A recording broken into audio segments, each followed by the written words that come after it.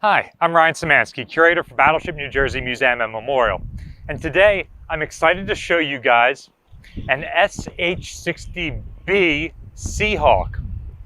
The Seahawk family, is still relatively contemporary, so it's very rare to see one in a museum. We're on Ford Island at the Pacific Aviation Museum in an area between their two hangar buildings that they use for exhibits known as the Boneyard.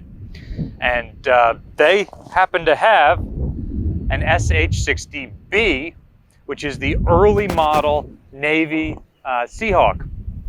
This type of aircraft goes back to 1984 and was a development from the Army's U for utility H-60A Black Hawk, the famous aircraft of the day from the raids on Mogadishu all the way through to the present day. These are still, at least later models, are still widely in service with the Army, Navy, Marine Corps, you name it. Whereas the UH-1 Huey might be the ubiquitous aircraft of the Vietnam War, this is the ubiquitous aircraft of the United States from the 80s through to the present day. And just because they're contemporary, it's super exciting to see one here in person. Iowa-class battleships started out embarking Sea Sprite helicopters. New Jersey is reactivated 2 years before the first Navy Seahawk takes to the air. However, by the end of their career in the 1980s, Seahawks had phased out the other types of helicopters the Navy was using, such as the Sea Sprite, and had equipped all of the Iowa-class battleships, as well as other surface combatants like Ticonderoga-class cruisers, Spruance and Arleigh Burke-class destroyers, and Perry-class frigates. And they continue to equip the ships of the modern Navy and will likely be the frontline aviation units of future ships such as the Constellation-class frigates. The Seahawk is also known as LAMPS 3, or Light Airborne Multipurpose System helicopter, and it has a variety of utilities. With 4 crew members, it can fly at about 130 knots and can stay in the air for up to 6 hours. It can be used to transport people from ship to ship, and most Navy ships have a flight deck nowadays, like the Iowa-class battleships, even if they don't have a hangar, like the Iowa-class battleships. But they can also be used as anti-submarine platforms, and that was the real reason for deploying these to the fleet. You notice this pepper box full of holes here in the side. That is for dropping sonobuoys, which can be deployed out of there.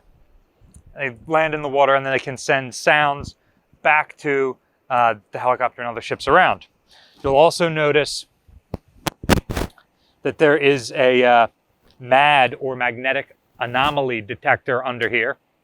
Submarines are notoriously made out of metal, and so that can help detect them. This is vitally important for Iowa-class battleships that do not have any indigenous anti-submarine capabilities themselves. But when they operate the SH-60B, they do gain that ability. These things can even carry anti-submarine torpedoes on hard points.